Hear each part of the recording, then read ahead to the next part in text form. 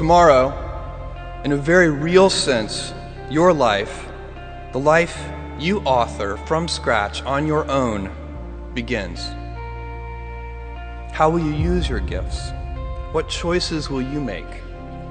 Will inertia be your guide, or will you follow your passions? Will you follow dogma, or will you be original? Will you choose a life of ease, or a life of service and adventure? Will you wilt under criticism, or will you follow your convictions? Will you bluff it out when you're wrong, or will you apologize?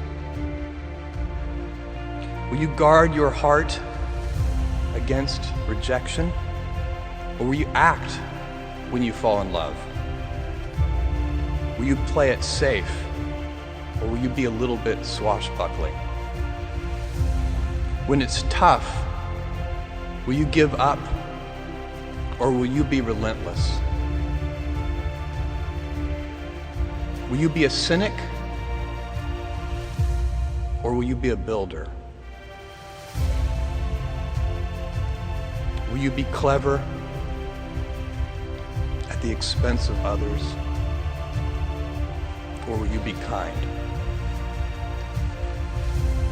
When you are 80 years old, and in a quiet moment of reflection, narrating for only yourself the most personal version of your life story,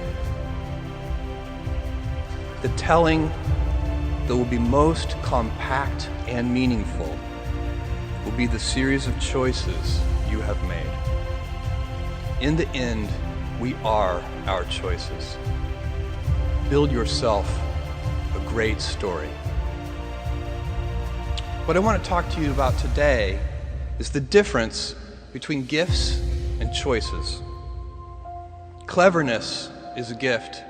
Kindness is a choice. Gifts are easy. They're given after all. Choices can be hard. You can seduce yourself with your gifts if you're not careful, and if you do, it'll probably be to the detriment of your choices. Jules Verne, Mark Twain, Galileo, Newton, all the curious from the ages would have wanted to be alive, most of all, right now. As a civilization, we will have so many gifts, just as you as individuals have so many individual gifts as you sit before me. How will you use these gifts? And will you take pride in your gifts or pride in your choices? I got the idea to start Amazon 16 years ago.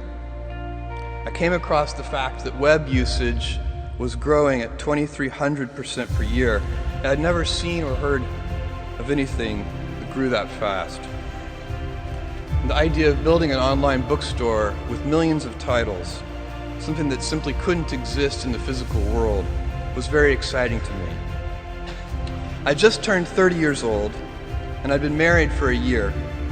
I told my wife, Mackenzie, that I wanted to quit my job and go do this crazy thing that probably wouldn't work, since most startups don't, and I wasn't sure what would happen after that. Mackenzie told me I should go for it. I'd always wanted to be an inventor, and she wanted me to follow my passion. I didn't think I'd regret trying and failing, and I suspected I would always be haunted by a decision to not try at all. After much consideration, I took the less safe path to follow my passion, and I'm proud of that choice.